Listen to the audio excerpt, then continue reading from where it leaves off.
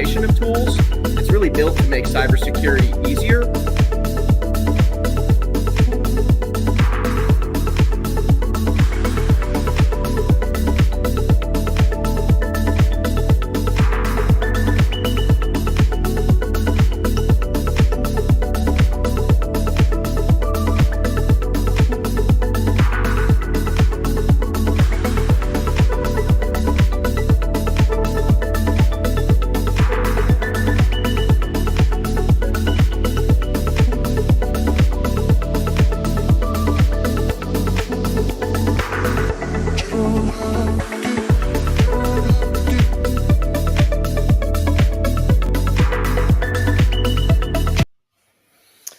Welcome back to another episode of the MSP Cyber Roundtable. I'm Matt Fish, and I've got with me today Mark Kreitzman from Efani, and they're in the secure mobile service space. We'll get back to that later when we get into our conversation about SIM swapping and other mobile phone threats. Mark, how you doing today? We're on I'm doing Friday. Awesome. Thanks.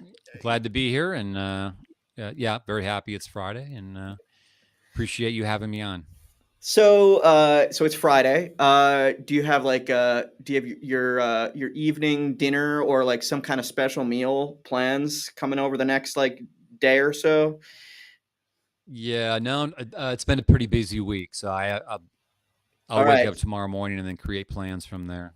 Well, let's just do a little dreaming session right now then. Yeah, So yeah, you're yeah. gonna wake up in the morning. What's the thing you really want to eat?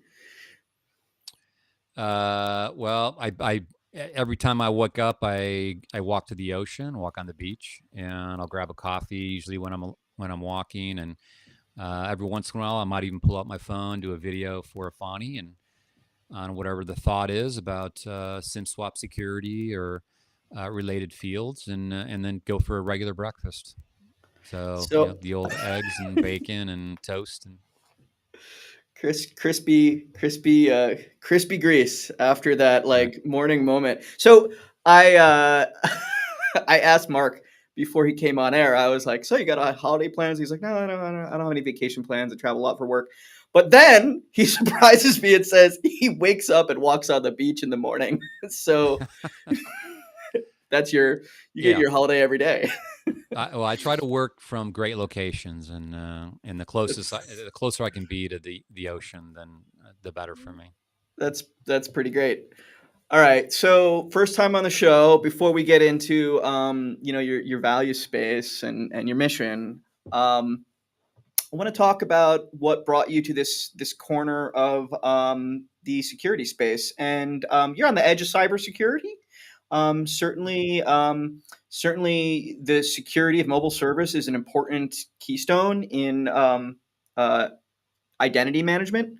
And I think there's been a lot of talk over the last 10 years about the importance to take care around linking identities to phones, but it's an unavoidable reality that someone's phone number has become the digital equivalent of a social security number.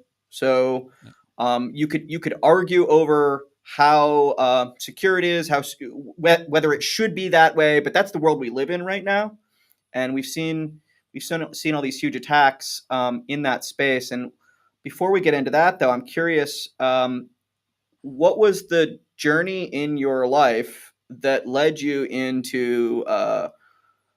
I mean, you're a man on a mission in this corner of the identity security space in mobile service, but like that, people didn't have that question 10 years ago. So where were you 10 years ago? Where were you 10 years before that? Where did you start your career? And the reason I'm asking is we have a lot of people watching that are looking forward at their career and what directions they could go, and they just love to hear stories about how people got where they are. Yeah, well, I would have to go way back to when I was a Do little it. child, and I was very lucky that my father was a high school teacher. He taught business and coached sports, and but he bought the first Apple computer, and so I learned BASIC, and I was programming the computer, and I like to have fun, so I'd go out at that point. When I got older, I'd go out with high school friends, come back at 1 in the morning, and then I'd go to sleep at about 8 or 9 in the morning after programming, some kind of game in basic language. And then when I went to college, I played golf. I went to college to play golf, but ended up in the computer science department, and computer science, computer science degree and athletics at a college level, Division I, don't mix. And so I chose to go for a business degree in computer science, and in the end, so I graduated with a master's in information communication sciences. When I was in my master's program, I was developing my own project, and got nominated by AT&T for the Smithsonian Institute of the Education Department. And this goes way back, and got a pretty sizable grant. And so, and AT&T ended up giving me an offer about 8 or 9 months before I even graduated. So they had to wait for me. I want And to point out at this. So I think people that are going to school right now or have gone to school in the last 20 years probably don't realize this, but in the tail end of the last millennia, the computer science programs were small. That intersection of computer science and technology and business was even smaller. Um, the idea of corporations, like big American corporations, and AT&T was the biggest at that time, right? yeah, yeah, Giving grants for to geeks who were good at computers was like really yeah, sort of strange and weird, and like actually you were really lucky, because I think that these days actually there's a beaten track there, right? You can go to school with the expectation that if you keep your head down and study, you're going to get an offer from a large organization is going to try to recruit you. So oftentimes, just like you, right before you finish, right, they'll even offer to sponsor you sometimes. But that was exceptional. So wait, talk about the what was the grant for? What was the project? So the project was there's a room full of all this gear, and it was touch screens and large CD players, and so what did I ended up writing was a authoring, sort of a, what would you call it, sort of an authoring language of being able to program a kiosk for touchscreen, Okay. the touchscreen, and how that would work with databases, and how you could build out buttons and flows of data, and add graphics and add video, and it would just, so people could actually design the kiosk with the touchscreen and which all is the now information. which is not at that time was like theoretical, but is now not only in every business but sometimes on every door, right? Yeah, and so at the time it was a grant to the master's program, not necessarily me. Now I ended up getting 2 grants personally Yeah. to help me put myself through graduate school, but it was a $500,000 grant at that No, it's a time. project. It was a project And in theoretical computer science research yeah, that and then as I was ready to graduate, they brought in these 4 superstar C+ programmers, and they ended up creating a whole network around the campus. And so these kiosks were in buildings, so you could go to a kiosk and touch a button and pull up your uh, yeah. the sports schedules and class schedules and things like that. And then after a while, they ended up dropping the budget, which was kind of a bummer, because I had programmed something in there where if I stuck my old college card in there, it would pop up a screen and do something for me. And but that led, so I started with AT&T, and I went into AT&T's SS7 planning division. Oh, okay. So And you've been in mobiles for since before it was mobile, right? so a long time, it was eventually, I was almost like right at the time when mobile was coming out, but it wasn't called Yeah. AT&T Mobile. It was under a different name, than AT&T had acquired it. But it was right about that time. It was right around the 800 portability uh, judgments by So that's late '90s. late 90s. Yeah. And so I had a great experience in AT&T's SS7. That's kind of where I learned about the signaling system 7, and how networks Hmm. work on that kind of scale. And of course, SS7s are still being utilized today around the world. It's how all the telecoms and mobile landlines and 800 numbers and SMS are all routed. Yeah. And so I was super young. I graduated with my master's early. So I was young to begin with, and then the average age working around me, my peers were in their 50s. And it was a Yeah. weird time. It was at the very tail end of Bob Allen's tenure. It was when they were laying off a lot of union people. And here I came in, like the youngest person by like 8 or 9 years in the whole, 6, 7 state region. And it was an interesting time. So I learned to have a backbone at that point because uh, they, I, I had people telling me like, you better not show up for the Christmas party or your tires might get slashed and things like that. Because Really? it was, it was a union. It was a Oh, union okay. battle at that time, and so I had to let all that roll off me. But yeah, so Now, I've spent a long time in the carriers, and I wanted to move out to California, and the uh, executive I worked under, I did an amazing job on the 800 portability. I actually one of the reasons people were upset with me is because I actually automated about 20 jobs through a bunch of scripts that I wrote, and they're gonna have like 20 data entry people, and I went and just automated the whole thing. And so he moved me out to California, uh, and then people in California, I kept watching the .com, and all these companies just exploding, and people kept telling me like, why aren't you going to these, the next .com? Why aren't you joining? And I watched those for years, and then I watched it implode, yeah. and it just completely imploded. And then a couple years later, I decided to make the leap. I had a couple of people were calling me, recommending me, and so I jumped into a startup called Big Fish, Okay. and it was a web-based email security provider. And I remember I turned in my resignation, and it was like 3 days before I'm going to start at this company called Big Fish. And I just remember thinking, like, what did I do to my career? I'm joining a 29 person organization called Big Fish, and it was a major leap, going from complete stability. And I worked for one of the co-founders directly for him, and it was an amazing experience. And we built the company up. We renamed it as FrontBridge Technologies, and then Microsoft ended up buying FrontBridge, and Microsoft wanted me to move up to Seattle, and I didn't want to, so I worked the year. I worked the 366 days to get my bonus, and then put in my 2 weeks, and I ended up going to another startup, and we built an enterprise-based web security company called ScanSafe, and I was working for one of the co-founders there, and then Cisco Systems bought that, and now I've been in basically mobile since then. And so Efani was perfect for me, and I was not seeking out to be part of the mobile industry. In fact, I was doing my own cryptocurrency business. I got really into crypto and blockchain, and developing my own business, and then I got mobile hacked, and that's how I got Well, into let's that. slow down there because I want to Yeah, tell the hacking story, but I want to go back and talk about your mobile bootstraps. So that time in AT and I know that there's probably things you can't speak to, but I'll ask some questions. So AT&T was reeling in the late '90s, right? They had been through their Bell breakup, right?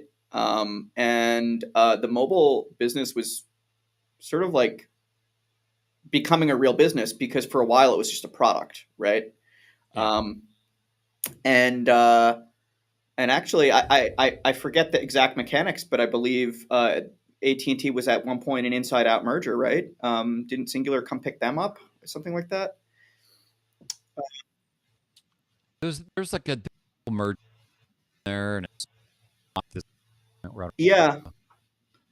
what happened. Well, but the But yeah, it was an interesting time. I was one of the first people to cell phone, and I had big packages thing put in your right, car, and you the plug shoe it in, boxes. cigarette lighter, and even though it was eventually became part of AT&T, that time period people disliked that I had a cell phone. Even the people that worked at AT&T, it was like, come on, like what do you need a cell phone for? People pick up, and I was just I thought like, man, this is so cool. Like, Well, so that's really what I wanted to talk about was I mean, there was a cultural conversion moment that happened in the late '90s and early 2000s where that when you started out your career in mobile, right? it was sort of an obscure tool, right? Like you had a mobile phone Mm. because you were a first responder, right? You had a mobile phone because you were an executive. You didn't have a mobile phone because you were a person, right? And they were not great. They were not. They were just phones essentially, right? And yeah, Yeah. you could text, but a lot of phones didn't even have that T9 dialing. So like it was almost impossible to send text messages. And then we had the T9 text entry that got popular for a few minutes, but it really, mobile adoption was, I think, late in the States, because I remember at that time traveling to Asia and people were heads down, like we see on the train today. Everyone's heads down in their device, and here in the States, people didn't even really have phones yet, personal phones, right? You had work phones, so that, I mean, essentially, Verizon and AT&T now are mobile phone companies, right? But at that time, they were Yeah. really wireline companies, right? They were backbone providers. Yeah. They were putting down glass pipes, right? And that identity has really changed. And it's worth noting that industry that was launched, right, was launched to create a tool, right? But then it became critical infrastructure, right? Yeah. So, Absolutely. Yeah. and here we are still running on those same. Uh, I mean, we're really seeing the last of that generation of technology. Like that legacy is, it's still there at the core of the system, right? But we're seeing some of those last legacy bits being replaced over I think the next few years here. Um, Yeah, yeah, like SS7, for example, was invented in mid 70s, deployed near the like around 80, 81, and it's still in place today. Now it's going to be gone because but as long as there's landlines, SS7 may still be around. But in the mobile side of things, it's gone to diameter for LTE and yeah, 5G. But yeah, my last couple years at AT&T, I got an opportunity to be the network manager for a couple companies. One of those was Singular, and so I got to spend 2 years being the network manager for their air to ground for the planes. yeah, And and so that was, and I that was have really to cool. imagine that time when you were in Singular must have been a really innovative time in mobile, because here was a company with a nationwide network that basically hadn't existed a few years earlier. Yeah, And the entire company existed to drive forward this mobile product, which was not true of Verizon and AT&T. Um, T-Mobile was just, and Sprint were just sort of dreams back then. Um, like you were really an innovative brand, right? And air to ground, right? I didn't even know we had that at that time, so that must have been bright, shiny new. Um, yeah, it's kind of cool. I was just kind of curious, how does this stuff work? It's like, okay, well, I'll take that job. Other people didn't want it, and it's just kind of curious. Well, how do these things work? How do you fly and your calls don't get disconnected yeah, and it always ends up being something very simple where it's constantly conference calling the next tower and so you're always having this conference call with yourself and then it just drops it off and then it goes and does a conference call with the next tower as it's flying and so I always just kind of love being on the edge of so whatever was brand new. do you have any like moments of hey, I lived that already, when you look at what they're doing in space right now with the tower handoffs that are happening like every 90 seconds? Um, that T satellite stuff is, I mean, I don't know where that's going to go, right? But that's certainly like the big splash of this month, right? In the mobile space. Um, I've been following that my brain's already filled with what have to do with the all Efani. right, all right. Let's talk about. You were in the space. You had this mobile background that was really quite deep. You did some other startup things, and then I guess you found yourself victim, right? And I recall that part of the story. But like, what you woke up on a random Thursday and like your whole world was turned upside down, or what? Yeah, so I did have this. run just being in the mobile security space, and I was flying around the world meeting with carriers from Australia, New Zealand to Spain and Italy, and that was an interesting time. But then I was just like, I just want to get out of this, and so I went and started my own uh, business and app development, cryptocurrencies, and so I was actually trying to get out of the mobile space. And about 18 months after that, is I was actually driving in the middle of the desert in Arizona, and I'm right in between Tucson and Phoenix, on my way to go visit my parents in southern Arizona. And I'm out in the middle of the desert, no buildings around me, no gas stations, no Walmart, and my phone dies. And I get this no network detected.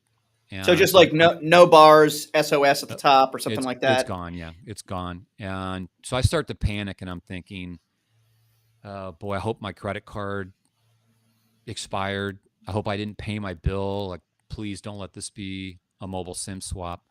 And I had to make a choice of, do I drive to the nearest Walmart, which was like 35 minutes away, or a gas station, and then beg to borrow somebody's phone. Yeah, and these aren't quick. When you're a victim, these aren't like 5-minute calls. Like, you got to get somebody's phone and use it for an hour. So I ended up driving the 55 minutes to my parents' house. And when I pulled up to the driveway and I got close to the garage, the Wi-Fi kicked in and 6 password resets went up my phone. And then that's when I realized that uh, I'm in trouble. And so I ran in. My dad's trying to hug me, like, "Hey, great to see you." And I'm like, I gotta use your phone. And so I ran in his office and I called the carrier. They thought I was the hacker at the beginning, and then we had to struggle with the verification. They finally verify me, and then tell me that, oh, you went to a store in the Midwest and you had your mobile number changed. And I'm like, Midwest? I haven't left the West Coast for a whole year. And they're like, no, you were in a store in the Midwest. And I'm like, no, I wasn't. But they ended up porting my number out, resetting passwords, and then 61 minutes later they ported my number back to my phone. And that was the scariest part of this, because from that point on, from that night, every time I went to sleep, I feared that they were going to SIM swap me at 11 p.m. and return it at 4 a.m. And so I spent months not sleeping, and I didn't use Wi-Fi because I thought Well, that would mask the issue. well, Wake wait, up, wait. got email. So you that moment where your phone was ported out, you were successful in having it ported back, or they returned? Because I No, know they that sometimes returned. They they returned it. returned it, right? They Because they were returned it. hoping that it would remain undetected, right? So That's the only assumption I can make. And yeah. what happens is, after you get attacked like this, the carriers go into liability protection mode. And now they're actually protecting the hackers. I mean, they're protecting themselves, but Yeah. they end up protecting the hackers more than providing you support and service, because they don't want to answer any questions anymore, because they know that So this is most likely end up in a lawsuit. you were uh 61 minutes basically your identity was stolen for that moment on your mobile phone. Were they able to extend that to that identity theft to other channels, or like you were basically the expert in this, right? And it happened to you, and you were like super quick and knew the protocols, and it was still a challenging for you. Yeah, I mean, this is How did pre-Efani, it? so I was an expert in mobile security, but But you knew I everything about port but I outs. knew, You knew yeah, and I had it. everything about.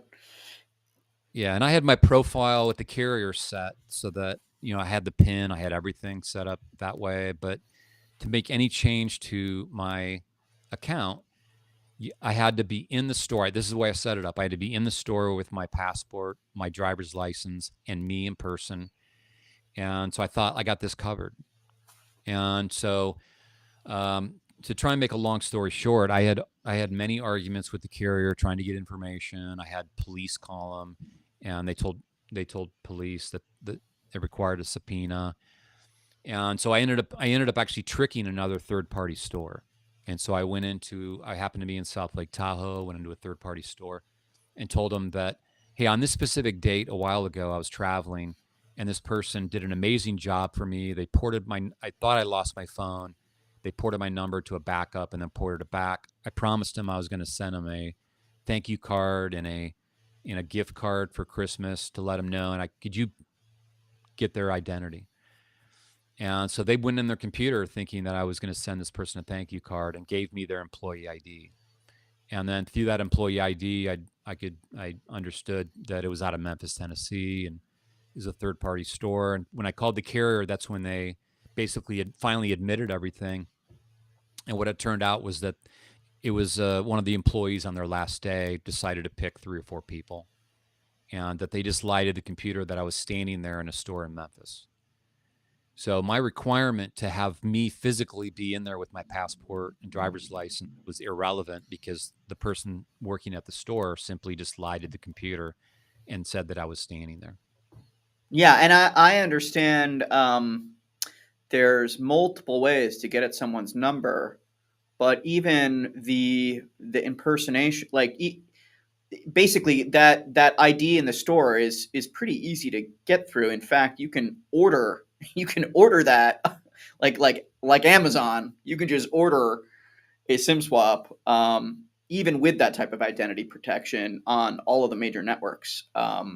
Yeah, there's so many ways. I always feel like doing videos on all the different ways that people SIM swap, and then I haven't done one because I feel like I would create 2,000 more SIM swap hackers because it's really that easy. And so, but one of the ways that I have done a video on, also I'll explain that one, is like if I want to get you, so I'm gonna do my best to find out what carrier you're on and your personal Mhm. information, where you live, and maybe go into an area that is close to you, and I'm gonna pretend I'm you.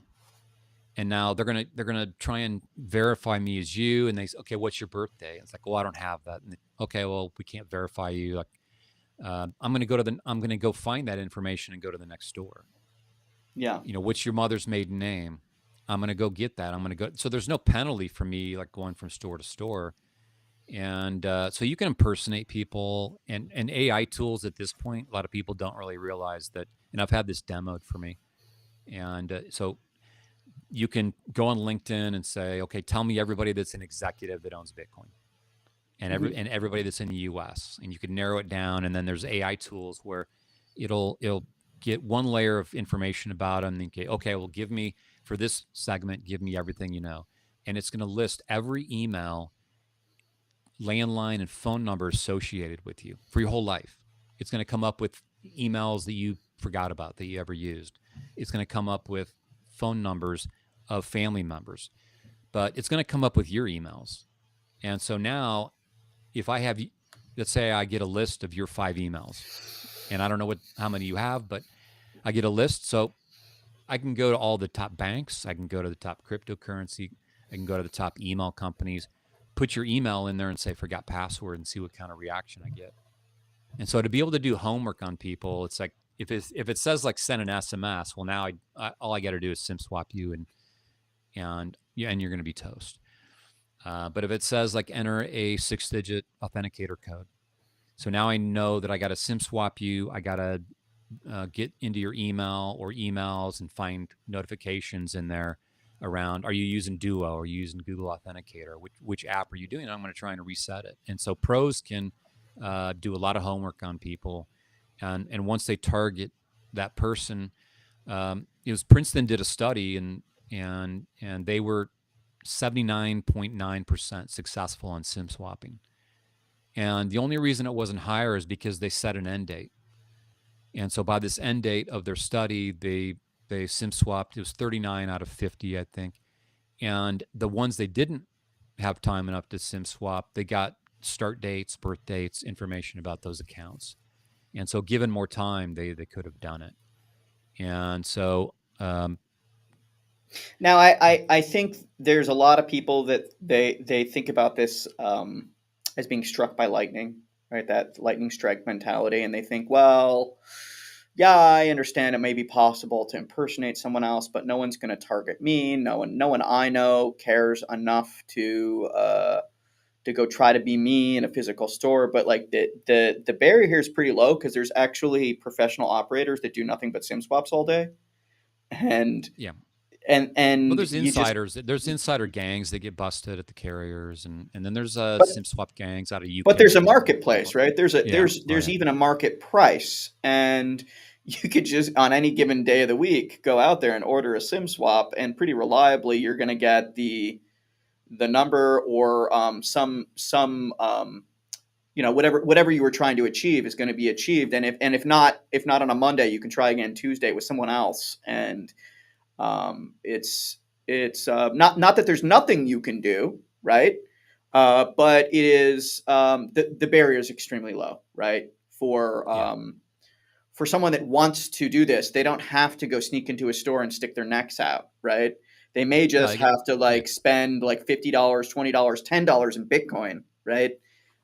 In some cases, it's that low. I mean, you can bribe employees, but you don't. You can do it for zero cost. Actually, I mean, I could find out who your carrier is and call the 800 number, and then Right. say, "This is Matt. I got to catch a plane in an hour. I've lost my phone. It's been stolen, but I have this backup one." Yeah. And see if I can convince them. And the way the carriers work, it's like, okay, what's your PIN? Like, oh, I my phone was stolen. I kept the PIN on that phone. Okay, well, okay, Matt, we're going to verify you another way. And Yeah. so, do you have this information? Well, I've already done that homework, and so uh, and so if you use the example of me impersonating, because now they're doing like 2 or 3 steps to do it to make it softer, right? Because a lot of employees are at the stores or 800 or uh, the customer support reps are alerted to this. So what I can do is I could call and say I'm Matt and say just like all I want to do is add another email, Yeah. and so their guard goes down, and then I get that email changed. Now I call back and say, oh, you know what? I just added an email account. What I'd like to do is change the PIN. And so these are much softer tactics. And then the third time I call, I'm not even doing impersonation. I'm not even doing social engineering at that point. I'm calling them up and saying, this is my PIN, this is my email ID, this is my mobile number, and this is the other information that I already had. And basically you're not doing any engineering at that point. So And this something similar happened to me a few years ago. This is probably not too long after that happened to you. And I same thing, middle of the night, got didn't see it till the next day, right? The SMS message that says here's the code to change your PIN, right? yeah, The and I was religiously calling the cell phone company like twice a day for like the next week to like for whatever happened in that transaction, it wasn't completed. But I was lucky because they were really only steps away, and um, it. I know that they're supposed to ask for those pins, but you know, I was switching one of my kids' phone numbers recently, and the kid was like not where I was in the house. They were off someplace else without good service, and I successfully got um, the phone ported without really any of the confirmation information you would normally expect, and it just costs an extra like I don't know 20 minutes on the phone to just get through that transaction. And yeah. Well, the only once I found our current founder and CEO, and decided to join with him, and I was getting out of the carrier, so I called the carrier one last time. I wanted to see what can I get done. I actually got them to SMS my PIN number to another phone line, and to so a random I phone. have another line, and they send me my PIN code to another number, and so I'm telling them, I'm like, I can't. Do you understand what you've just done? And they're like, well, we follow protocols, and it's like, well, you're lucky. I do actually own this other number, and but you got to be careful about this, and that's when I realized I think there's something here. I think there's actually a business here. I can't be the only one, and it turns out there's thousands of people that get SIM swapped. Now the problem goes well beyond SIM swapping though, because Well, those you can. SS7 attacks, which I think there are things besides SIM swapping that are dangerous about that old technology, right? But we're looking at SS7 attacks, but you can get people's call records. So I don't. If I wanted to target an executive at a business, I don't need to SIM swap them. Like if I wanted to really try and get into the company's like back end systems or as company email things like that, SIM swap. It's one of the easier ways to do it. but I can also just try and get his call records and SMS Hmm. records. And there's a lot of espionage going on. One of the partners that signed up with us early on was some ex gas and oil industry executives, and they were telling me, I was like, is there any spying that goes on? Like, what happens to? And he's like, oh, you wouldn't believe it. The spying that goes on with the exploratory teams. So Hmm. if they can track like cell phone locations and things like that, and they see that this team for one of the oil companies has visited this remote area off the coast of Indonesia a number of times, it saves them a lot of money. It's kind of like, well, there must be something there. When you Uh, used to have to break cell phone provider like security, carrier security, but I understand that this data is commercially available via legal data sharing agreements in some cases, and you don't even have to break into AT&T or Verizon to get at that data sometimes. And I don't know, certainly like what tower are they active on might be. I don't know how easy it is, but I understand location data. Um, uh, Definitely like phone numbers and call history, like um, that's all Yeah, commercially available. there's like SIM swap forums, and there's forums where you can go in there and say, I want location data on this person, Yeah. and then there's people that go in there that are like sort of rogue employees for like all kinds of companies. So anyone that works at like some sort of mapping company, it's like if you're in their database, then they can go into this forum and secretly sell information. So I guess there's so many different ways to get information about Well, people, but I've seen maps. I've seen commercial maps of like all of the people connected to the tower. It's not all the data. It's a chunk of the data, right? And they're collecting it from a number of sources. But so to lock that down, I guess you have to start at the root of authority, which in the case of a mobile service would be that relationship between the carrier and the handset user, right? And that's where you guys are operating. But what was the current? So clearly, this is a big problem space, right? yeah. Um, what you woke up, the attack happened. You were reeling for a while.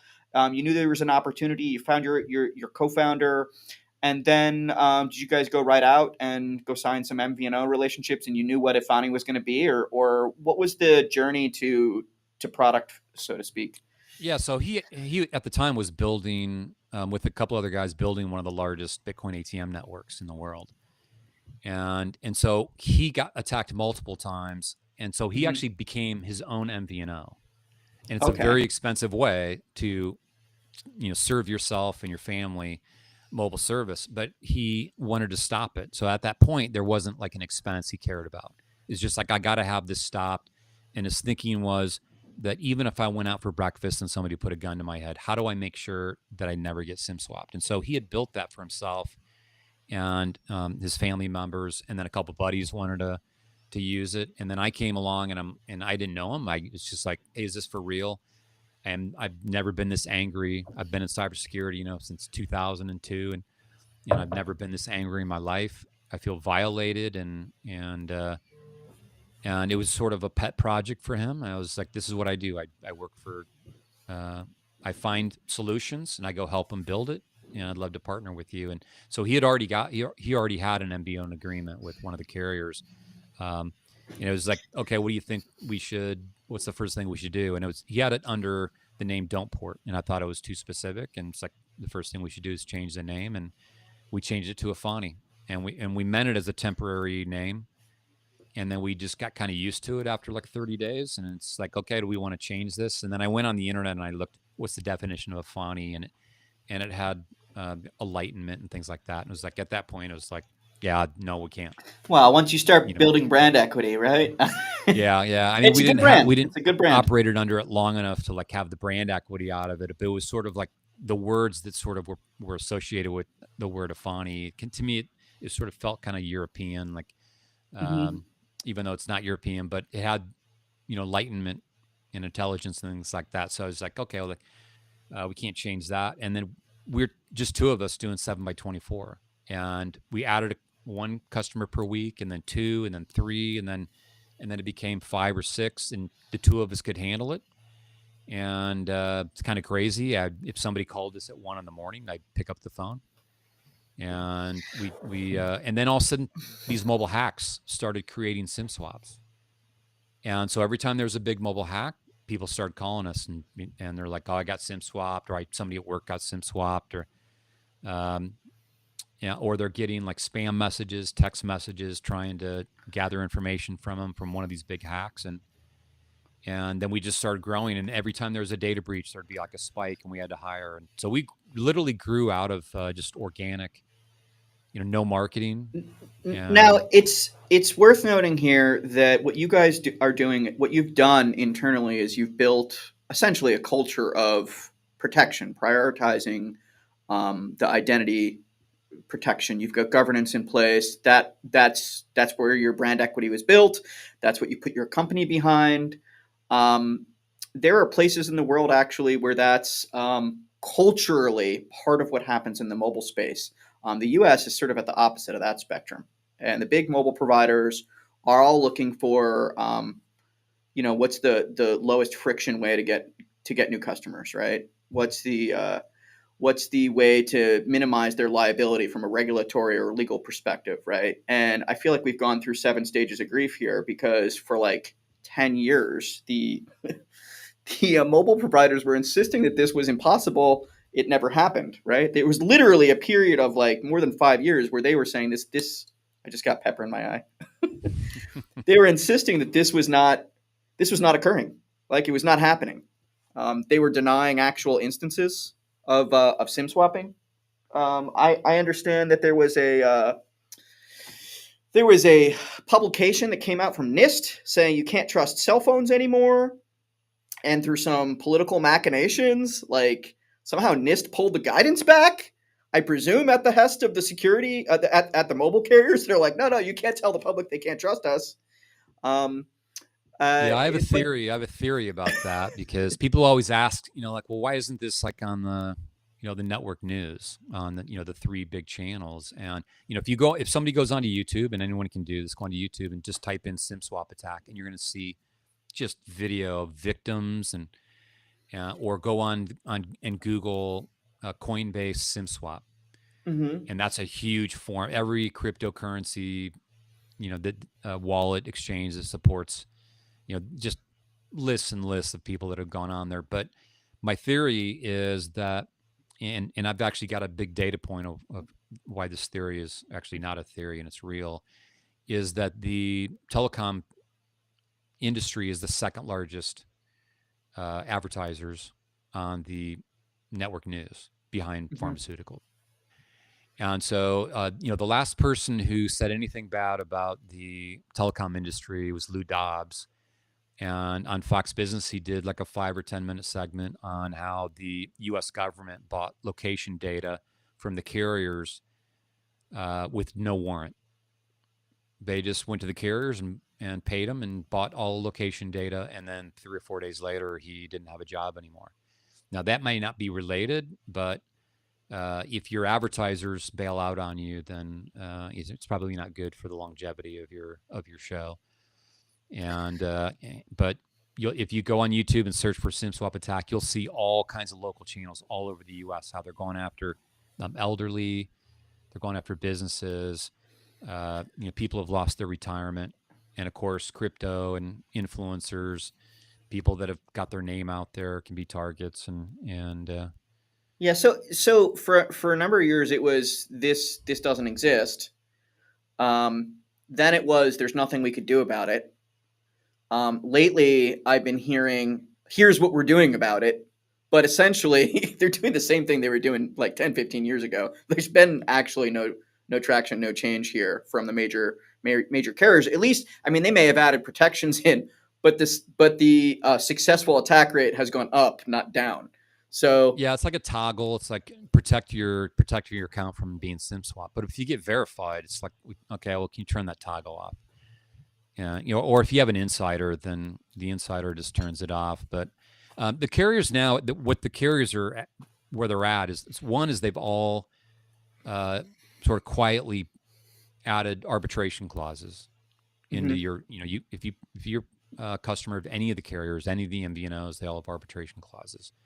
And so if you do get SIM swapped and your business gets hit for $100,000, $1 million, it could be even reputation wise. Well, you're going to have to go to arbitration court, and you're going to get, say, 30 cents on the dollar, and you're going to have to pay an attorney out of that. And their defense has become that it's been normalized. And I know this because I've been asked 3 different times by attorneys that want me to be an expert witness. And I haven't done it because I don't want to go on record against the carriers that we partner with. But they have told me that the judges don't know what a SIM swap is. The carrier's defense is this has been normalized, and therefore we shouldn't be held accountable.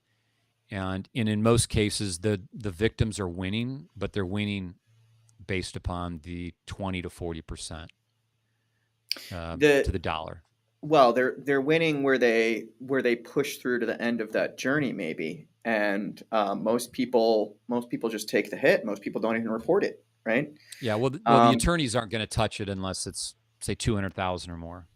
Yeah. And so if you get hit for 50,000, then are you gonna spend X amount to go fight this? I mean, it could be you could win and actually lose. Yeah, and that idea that this is normal, we shouldn't have to deal with it, that's ridiculous. There are places in the planet where this problem, this specific mobile security problem, literally doesn't exist because there's regulations that it takes a number of cultural decisions that add up to where we're at in the U.S. But there are other places in the planet where they've gone the other direction, where the governments tightly control that kind of thing, and they tell the carriers, you can't screw up here, right? There's waiting periods. There's any number of things you can do, right? So you've taken it upon yourself to implement some of those things culturally. From the perspective of the carrier, right? You're the responsible governing party, right? And you've just decided to turn that governance dial up, essentially higher than they have for their customers. Yeah, we've turned it up to where they wouldn't be able to staff for it. And so we're doing things that they don't do. I mean, there's a couple things that we're doing or not doing. In a couple senses, it's sort of like we're not doing this, and therefore we're more secure. And we go into what it is we do. Are we at that point yet, or do you want to? Yeah, let's do it. So we don't usually do these. We don't usually do affiliate deals on the show, but if you guys want to support the show, Efani.com/Fort Mesa, $99 off mobile service. But tell us about the actual service here. What does it look like? Like, what's the components of a Efani relationship? You go to the website, you call up, and then what? Yeah, well, to sign up, it's very easy. All their sales are done off the website. So for example, you'd go to this link that you have showing here, and you'll be presented with the discount, and then you just proceed to purchase. You'll get the thank you email, and then there'll be a scheduling link to schedule a call with one of our activation managers. Now, I want to be clear about what it is that we're providing. So Efani is set up as a reseller. We're an MVNO. We're set up as a reseller of AT&T and Verizon. So when somebody buys their mobile service from Efani, we actually become your mobile service provider. So if you're using AT&T through Efani, you no longer pay Efani. Excuse me, you no longer pay AT&T. You're only paying Efani. And so when you pay we just have one price for consumers, and then we have a price for businesses. When they have 5 or more lines, you get a discount for that. And we become your mobile service provider. So in the example of AT&T, you get voice, text, and data in US, Canada, Mexico, just like AT&T would provide. Now, in addition to that, we're providing the hotspot, and we also enable Wi-Fi calling globally. So no matter where you are in the world, if you're behind a Wi-Fi connection and somebody calls your Efani number, it's going to ring and it's free. You can pick it up. So you can be in Bali, Indonesia, in Cayman Islands. If you're behind a Wi-Fi, it's going to be free, and you can call back to the US for free. Mm-hmm. So you're going to get your text for free. You're going to get Wi-Fi calling. As long as you're behind a Wi-Fi network, your phone's going to act as if you were actually in the US. And then we also provide complimentary international data roaming of 10 gigabytes. So if you're going to take a trip to Thailand or go to the UK for business, when you land in London, you're going to have high-speed data. You're going to have 10 gigabytes with no additional costs, and you're going to have this Wi-Fi calling, and there's no additional cost for that. And so what we're trying to build is a global reach with a very, very simple plan where it keeps you secure from a SIM swap happening, because you don't want to be over the Pacific Ocean and then get SIM swapped, land in Vietnam to find out you don't have a mobile number. But we also don't sell your data. We don't store your data. We're not collecting call records, SMS records. And if somebody wanted their call records, they have to officially request from us. We actually have officially requested from the carrier, so we can provide it. And then a couple things that we're not doing is we don't sell through the stores. Like, you can't go into the AT&T store and get support on your Efani line. And so we've cut out that whole part of the equation, because the phone stores are actually one of the easiest ways to get identified as somebody that could be a target. So that Right. And attack surface is just gone. That's yeah. So I tell people, like, if you have a choice of driving to your phone store with a Porsche or a pickup, go in the pickup truck, because you pull up in a Porsche, you go in there and you're like, oh, I want to add this feature. And you have to get verified. So you can actually become a target that could record that information. And so we've cut that out of the equation. And then just one special thing that we do for the people that are listening that have iPhone 13s or higher is that we are now, for all customers, it's optional, but we're now deploying a dual eSIM strategy and a no additional cost. So, for example, your eSIM 1 could be AT&T, and you can get your voice text data from AT&T, and your second eSIM would be our data-only eSIM. And the data-only eSIM has almost 500 carriers as part of this program. And so even if you're in the U.S., if you're in Dallas today, your data may be using AT&T. You go to Fort Worth, it might be on Verizon. Go to Galveston, it might be on T-Mobile. mm-hmm. If you fly to Thailand, you might land and use AIS and travel, and you're using DTAC and you're using True. And that makes your data more elusive. But what it does is it expands your coverage. And we've had customers. We just started rolling this out. We actually are posting a blog about this. We might even posted it today, but it'll be, if not today, in the next couple of days, about officially rolling this out for every one of our customers or any new customer at no additional cost. And and we've had people that use it saying it's a game changer, because it works as disaster recovery. Mm-hmm. So let's say an AT&T tower goes down. Well, you've got a data SIM that works on AT&T, Verizon, T-Mobile. Now, let's say, and we have, I can't give too much details out of it, but we have one of the businesses that was testing us. They do business in Mexico and Central America. And the only thing I'll say about it is that they can't lose connectivity for what these people are doing. And so their lines were with AT&T Direct, and they wanted to test. And so they took one of our lines with AT&T with our dual eSIM, and they got back from that trip and said this was an absolute game changer, because we left the AT&T territory in Mexico, and your data eSIM picked up 2 other networks, and your data eSIM kept us connected.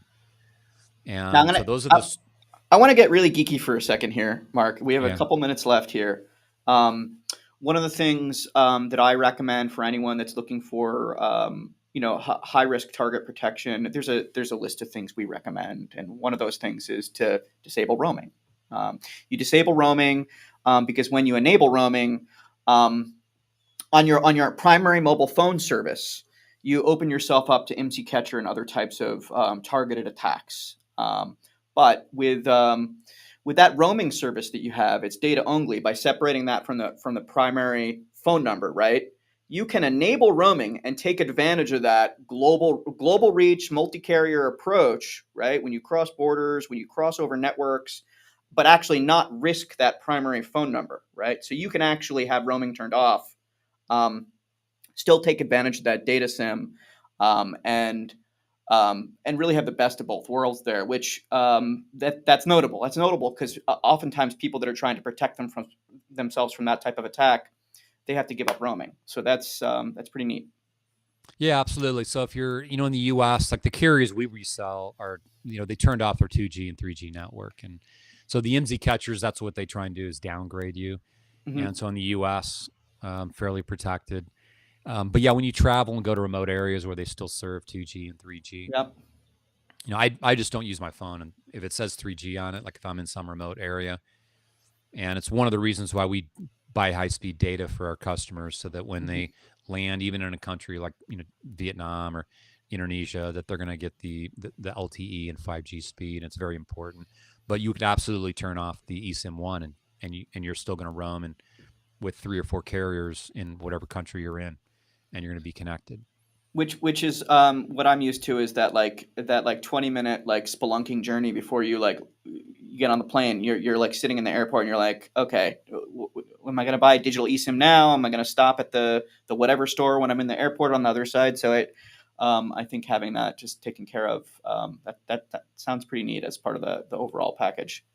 Yeah. Now to finish the iPhone 13 part of it is that if you've got an iPhone 13 or above, our dual eSIM strategy, the Wi-Fi calling we enable globally, it works with an iOS feature, and we can actually do Wi-Fi calling over the second data eSIM. And what that means is, for the $99 a month for our package, if you've got the iPhone 13 and above, if you did travel anywhere in the world and you don't even have to be connected to Wi-Fi, if somebody Hmm. calls you, your phone's going to ring. You can call back to the U.S. for free, and so you're Yeah. truly roaming at that point. And we have a $15 a month world calling plan, and so if you add that and you're in uh, Venezuela, you can now call Hmm. locally in Venezuela. You can now call Spain, Germany, anywhere in the world. And so we started to add hedge funds now, and these small hedge funds will have, say, 2 or 3 people in the U.S., one in Canada, 1 or 2 in Cayman, and might be in Thailand, might be in Indonesia, but they all want mobile numbers. They all want protection. And so with these hedge funds, we've been setting them up on the iPhone 13 and above, the dual eSIM, and their phone acts, and we give them the global calling plan. And they're now, for a great price, have full connectivity, a protected U.S. mobile number, and they love it. And uh, and so that's going to be one of our niche products that we're going to really push this year for the B2B space, for the people that are either digital nomads or they live in another part of the world, but they want a U.S. mobile number.